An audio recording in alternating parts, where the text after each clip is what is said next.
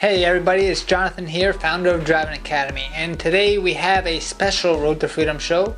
Over here, if you've been watching any of our videos before, you might have met this guy, and we have already done an interview with him. His name is Tim, and he was actually a graduate here at Driving Academy.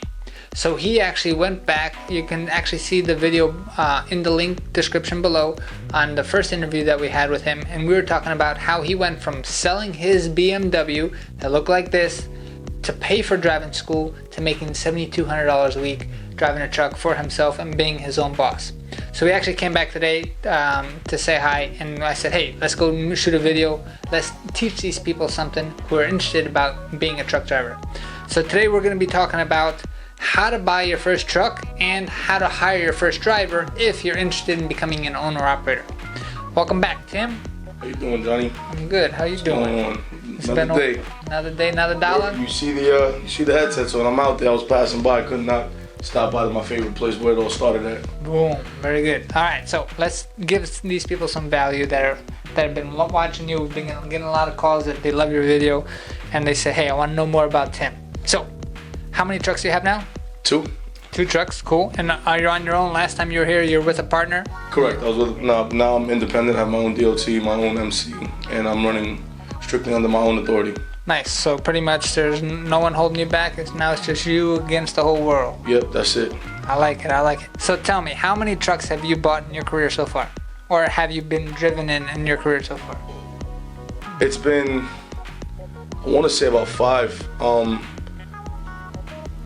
You start out with the intentions that, you're going to pay for it in full, but then there's a lot of red tape when it comes to buying a truck if your finances aren't where they're supposed to be, and as well as maintenance, and in this business as well as with everything else in life, you just pay for lessons, and if you don't pay attention, it will cost you in the pocket dearly. Alright, so in those 5 kind of trucks, have they all been successes, or have you made mistakes along the way? Out of 5, 2 have been a success. 3 were a complete nightmare, and it's just the not knowing, and it will cost you. So tell the viewers who see somebody who is successful, still making mistakes, still learning, and trying to go at it alone. Today we're going to help you shortcut some of the mistakes itself. But tell them what those mistakes allocated to numbers. How much of a value would you say that those 3 mistakes gave you? Over the course of the last 2 years, probably somewhere about between 50 and 60 grand. 50 and 60 grand worth of mistakes. So in this video, we're going to be helping you how to just save 50 or 60 grand. Imagine 50 or 60 grand inside your pocket just off following these simple tips. So you've been through it, you've made mistakes, you've also learned from your mistakes. Now let's tell these viewers what is the best way to buy a truck, what if they want to drive it for themselves, or if they want to go over the road, where should they be when they first start off? How much money should somebody have? Well, it just depends if they want to go out independent and have their own MC versus if they want to just buy a truck and put it under somebody's authority. It's 2 different numbers. So say they're starting off just like you did, they just want to purchase the truck, they don't want to go through all that paperwork of getting their own authority. To be comfortable, you'll need at least 20% of a down payment for the truck, and I would say at least 10 grand sitting in the bank for maintenance for just whatever happens. Just in case, right? Right. Good. How important is that just in case money? Oh man, the trucks don't give you a fair warning when they're gonna break down. You could be jamming to your favorite song, and then 2 seconds later you're on the shoulder of the road, with your triangles out, trying to understand what the hell just happened. But it's just a part of the game. It's a part of trucking. It's reality. Wear and tear is very real. All right. So, say you have $10,000 saved. Say you have probably another $20,000. Say you have $30,000 to $40,000 saved. Is that enough to get started? Absolutely. Perfect. And be comfortably started, yes? Yes. You started off with less, didn't you? Way less. And it was just hustle and hustle from there, right? Pretty much. And you learn, and then you break down, and you learn, and then you have 2 good weeks, and you have 3 bad ones, then you have 4 good ones, and you have 1 bad. It's just sporadic. You never know what's going to happen, but you have to just be ready for whatever comes at you. Okay. So tell the viewers here now, so say $20,000 at the minimum. 30 to 40 is extra comfortable to make sure that they're ready to rock and roll. Correct. Is there a specific type of truck that they should be buying? What should they be looking for? Starting out wise, I wouldn't suggest anybody go get a long nose. Those are like the longer hood trucks, Pete's 379s, Kenworth W900s, Western Stars. I wouldn't suggest those as beginner trucks. I would focus on more the aerodynamic trucks so that you could learn, because just the turning radiuses on those trucks are a lot better. They're not overweight, so you won't get denied freight. Because right now, today's customer, they're loading us to the brim, 44 to 45,000 pounds. And those bigger models, you know, you risk the chance of being overweight. So you're just better off making. I mean, I have a saying. A lot of people like what they like, and I do like the long noses as well. But the long noses don't make any more money than the other trucks. The rates don't change because you have a better truck. So it's about reliability. It's about just what's going to get the job done when you're starting out. Cool. And for the people who don't know a long nose versus short nose, you can actually see the two pictures right here. So long nose just means it's a much bigger engine, a much bigger truck, and it's going to be heavier. Short nose means it's a smaller engine, same kind of power. However, they pack it in a smaller engine, which means it is a lighter truck. Now, in trucking world, you are capped to 80,000 pounds, and in most cases, you get paid to transport a certain load, and depending on how heavy the load is, depending on how heavy your truck is, rather, depends on how heavy your load can actually be to transport it. And like Tim was saying, if you go out and spend $120,000 on a brand new truck, or $30,000 or $40,000 on a used truck, they're not going to pay you any more for that $120,000 truck, correct? Correct. Perfect. So is there any brands that they should be looking for over something else? I mean, and that's another thing that's huge. The brand of the truck really doesn't matter. It's just, believe it or not, it's just a shell. It's what's under the hood that matters, and a lot of people don't know that. I didn't know that. I just did a lot of word of mouth. Everybody said, "Go get a Freightliner, street name Freight Shaker. Go get a Pete. Go get a Ken." But nobody really tells you what motor to really get, or they'll just tell you go get a Cat, and then that's what I did. But I bought the wrong Cat. I had a C12. Truck couldn't pull nothing.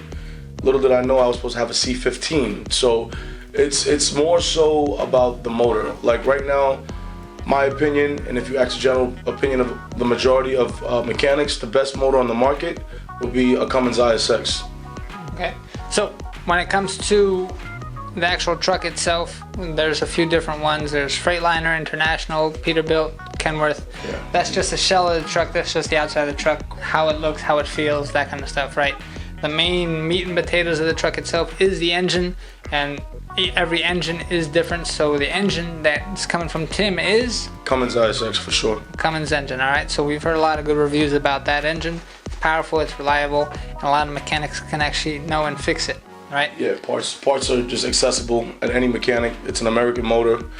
Not saying that any of the other motors have issues. They all do their things, but you know, it's more of a preference thing. But when you go, that motor is in a variety of trucks. It's in International. It's in Western Stars. It's in Kenworths. It's in almost all of them. I have a Volvo now it was one of the rarer ones, but Volvo makes their own motors. But my Volvo has a Cummins in it, and I swear by it. Nice. So Cummins engine, that's one tip that you guys can keep in mind.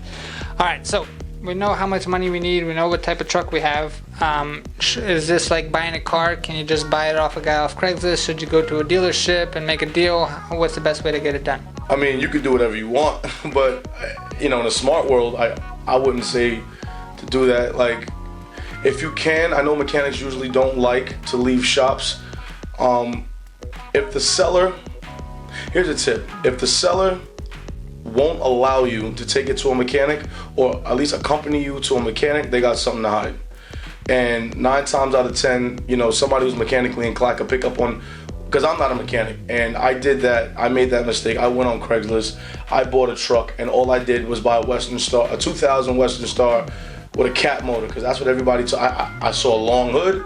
I figured the truck was big, it's powerful, and I didn't know nothing about motors, nothing about specs, nothing about anything. All I heard was Cat. Oh, it's a long hood with a Cat, so the truck got to be strong. It was wrong. The original motor in that truck was actually supposed to be a Detroit 60 series. It got swapped with a C12, a smaller motor, and it was just a nightmare. That truck buried me. So, I mean, I'm alive again, but it did bury me. So. All right. So, when you are buying it, another tip is whether you're buying it from the dealer, whether you're buying it from a guy off the street or whatever it is, make sure you go check it out by a mechanic who knows what he's talking about. And like Tim did say, if you're asked to bring it to a mechanic and they say no, then they're definitely hiding something. So they got the money down packed. They know what kind of truck to find. They know how to find the truck. Mm-hmm. Can you negotiate price like a car? Oh, absolutely. I mean, it would behoove you to have gift the gab when you're going to go buy a truck, because believe it or not, just speaking, you could probably save yourself a couple grand. I know I did on every purchase. What's the most you saved? And in your fantastic negotiation skills. That Western Star was listed at $25,000. I got it for $17,000. Boom. With trailer. With the trailer. Yeah. Nice. So do trucks not come with trailers? Absolutely not. So it's a truck and then you got to buy the trailer separate, yes? That's why it's called a combination vehicle, because it's two separate vehicles. The trailer has its own VIN number and everything else. And how much does a trailer usually cost? A decent used one, anywhere between, I'd say 7 to 10 grand. Okay, cool. But trailers, a lot of things go wrong with trailers, or not really? Not really so much. You gotta just keep up on your, look at your airbags, make sure there's no cuts or frays in the bags. Keep an eye out for your drums, because I've had a time when my drums are cracked, I have to crawl under there and take a look. Make sure your slack adjusters are, releasing and everything. Make sure everything is on the up and up. I mean, every once in a while you crawl under there and you take a look, but they don't break down nowhere near as much as the truck does. Like pre-trip inspection. That's one of the most important parts of the truck driving job. All right, cool. So you taught us about the money, you taught us about the type of truck, you taught us about how to negotiate, or that you can negotiate. Anything else that these viewers should know about buying a truck? Don't rush.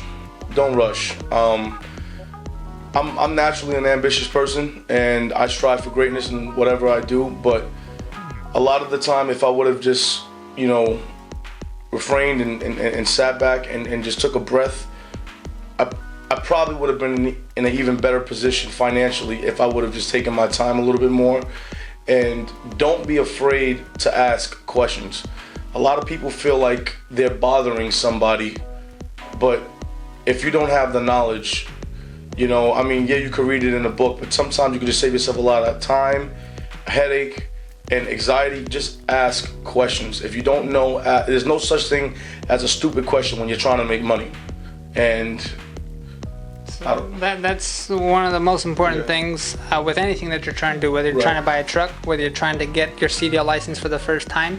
It's hooking up with the right person who's been there before, who has the path, and who can save you a whole bunch of time and hopefully a whole bunch of money.